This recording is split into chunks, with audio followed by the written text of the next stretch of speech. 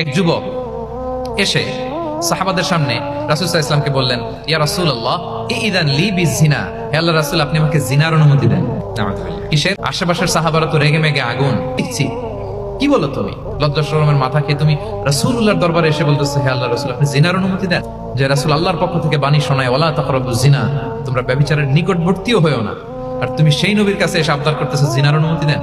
তুমি জিনার অনুমতি চাও না? বলে যে ইয়া রাসূলুল্লাহ জি জিনার অনুমতি চাই। তখন রাসূল সাল্লাল্লাহু আলাইহি ওয়াসাল্লাম বললেন, তুমি আমাকে উত্তর দাও তো, তুমি বলো তো তুমি কি পছন্দ করবে যে কোনো পরপুরুষ তোমার মায়ের সাথে এই জিনাটা করুক? তোমার এটা ভালো লাগবে?